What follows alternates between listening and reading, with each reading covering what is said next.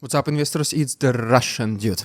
War has always been an unfortunate reality throughout human history, with generations of young men often serving as its primary force. However, times have changed, and the perception of a soldier as a hero, especially in Russia, and its unjust war, has dramatically changed. Despite state efforts to encourage enlistment, modern youth remains disinterested in war, rejecting the traditional ideals of honor and patriotism for something entirely different. Today, we explore why Russia is struggling to recruit its younger generation for military service, leading to extreme shortage of capable soldiers, and how societal values have changed. Ultimately, it brings us to question whether large-scale wars are becoming a thing of the past. Historically, young men have been the backbone of armies. The standard image of a soldier has always been a young, daring individual in his late teens or early 20s, ready to prove himself on the battlefield. War has traditionally required both physical strength and a willingness to sacrifice. Soldiers were expected to endure harsh conditions, from intense physical activities to lack of sleep and poor nutrition. Sounds almost like a life of a student, right? Where physical activities can be replaced with emotional stress, which, by the way, is also very typical to war-related activities. The students who study non-stop don't have much time for anything else, they don't sleep much, live off ramen noodles, and the entire student life is just one big routine. Wake up at this time, go here, go there, eat at this time, go back, study, sleep before this time, repeat the next day. Sounds almost militaristic, right? And which group of people are usually students? Well, exactly. The younger people. They are the ones who still have so much to learn, eager to prove themselves, and are ready for life's hardships for a chance at a better future. I mean, sure, there are older students as well, but they mostly study as a hobby or because they are interested in a particular skill, not because they have to jumpstart their entire careers. And of course, there are people in their 40s and 50s who suddenly want to drastically change their employment opportunities, but these are rather the exceptions. Same thing with the war and military in general, especially in the past, when being a soldier was also seen as a key component of masculinity. Men wanted to wear the uniform, carry a weapon, and fight bravely for their nation, gaining glory and recognition upon their return. In the First and Second World Wars, young men were eager to join, often forging documents to enlist or even running away from their families. And why young men in particular? Well, once again, because they don't have much responsibilities just yet.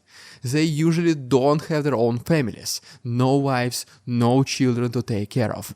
They mostly live for themselves. So the decision to sacrifice their own lives for greater good comes at just a little bit easier.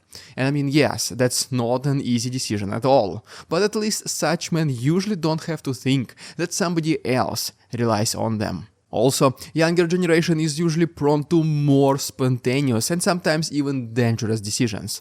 That's why even now, so many punks and criminals are usually younger people.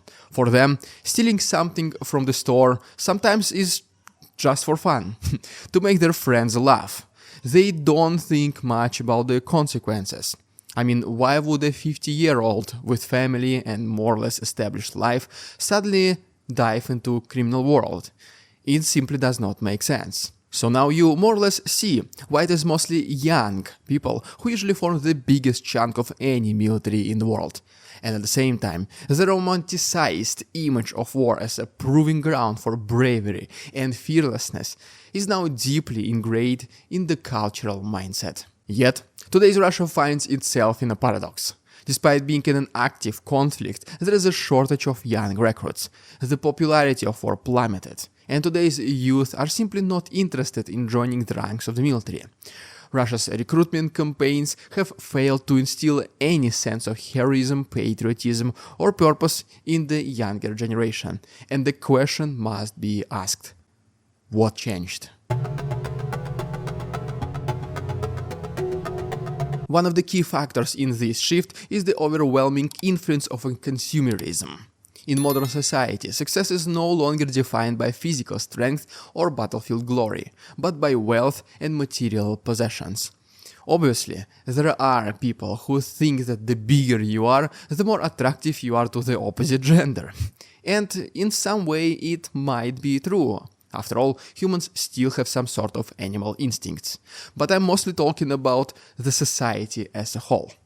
The heroes of today are not soldiers, but influencers, entrepreneurs, and celebrities who show all their luxury lifestyles. The sense of winning in life today is exemplified by financial success rather than military achievements. If you are rich, it means you're smart, daring, and respectful. This is particularly true in Russia, where the cult of money dominates both culture and propaganda. Just think about lavish lifestyles that Russian oligarchs have. Russian supermodels who constantly travel in Dubai and drive Ferraris and Porsches. And compare it to, for example, really rich people in America and in Europe.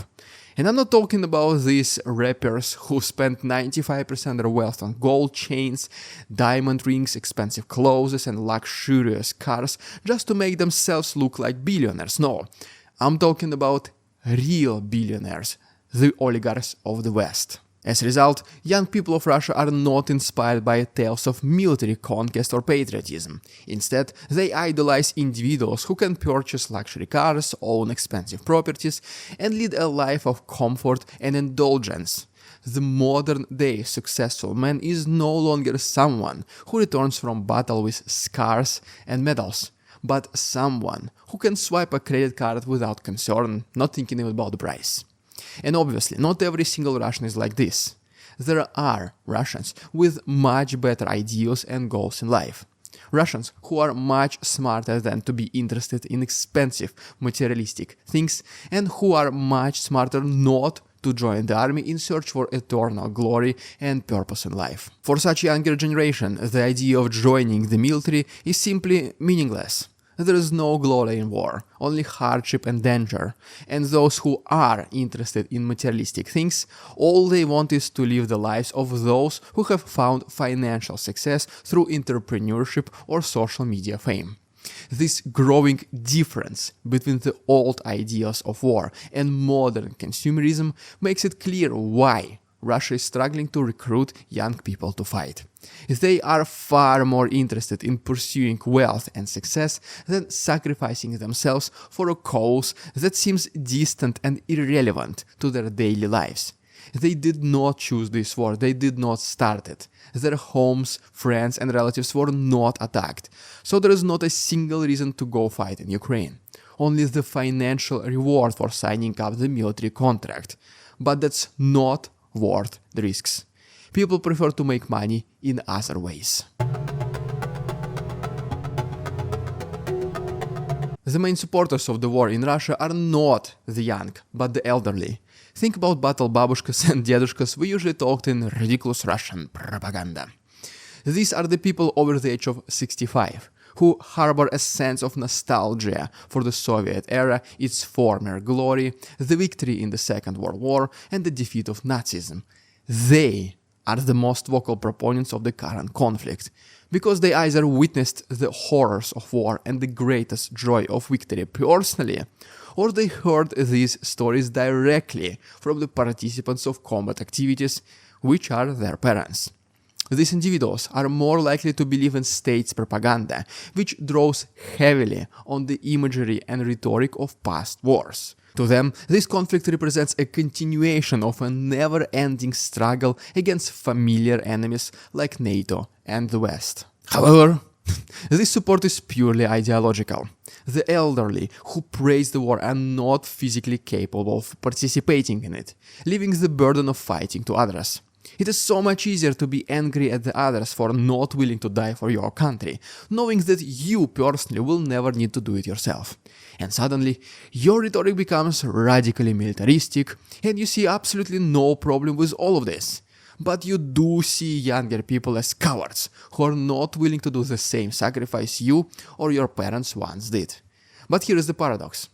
The younger generation, who are supposed to be the ones fighting, are largely disconnected from the ideas that fuel this conflict, because for them the war is an abnormal and undesirable pursuit, one that promises no rewards or social status. So, who's left to fight then? The elders want to do it, but they can't. And the youngs, they can fight, but they don't want. And those who see war as an opportunity to make quick life-changing money, they have already signed a contract. Increasing the sign-up bonuses from $2,000 to $25,000 will attract many new volunteers, but increasing it 5,000 or even 10,000 more will attract fewer and fewer people.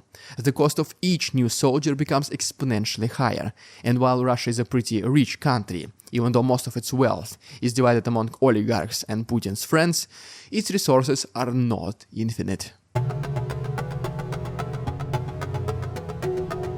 The changing attitudes towards war reflects a broader societal shift. In the past, military service was seen as a means of social mobility. For many, especially those from rural or disadvantaged backgrounds, the army offered an opportunity to escape poverty, gain skills, and earn respect. Joining the military was seen as a pathway to a better life, both socially and economically. But in today's world, that is no longer the case.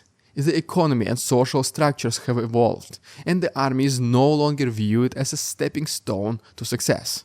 In fact, military service in Russia is now associated with failure rather than an opportunity. Parents do everything they can not to give up their sons to the military. Men prefer to study, work, and start families rather than being conscripted.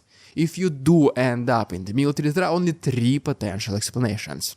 First of all, your family is not rich enough to bribe the military officials. Second, you are not smart enough to study and get a protection from the draft. Or third, you just decided to go to the military yourself and be done with it once and for all. Because constantly running away and hiding from enlistment officers for more than a decade is very exhausting and time-consuming. And by pure accident, somewhere on the street, you can still be caught by surprise by those people in the uniform and still be brought to the military. For young people, success is achieved not through military service, but through education, entrepreneurship, and professional careers. The path to financial success is no longer paved with military medals, but with degrees, business ventures, and connections in the right social circles. The idea of sacrificing one's life in a war for vague political goals is entirely unappealing to today's youth. And the government's efforts to inspire patriotism and enlistment among school-aged children have largely failed. With access to the endless library of knowledge, commonly known as the internet, younger generations are way more aware of the global landscape and political affairs comparing to the previous generations. They see through the government's attempts to glorify the war, understanding that true success lies in building a future, not destroying one. Well, there I have it, guys. Thank you so much for your attention. Please like this video, subscribe to my channel if you enjoyed today's episode, and if you want to see more videos like this. If you wish to support my work, there are links down below, PayPal donations, Patreon subscriptions for bonus content. You can also buy the Russian Dude merch. The links are down below. Thanks so much for watching. See you tomorrow. We won't succumb to their tricks, the facade they try to sell, their twisted words and feeble claims on us all they cannot quell. We see through their lies, their feeble attempts to sway. We do not believe in ridiculous Russian propaganda.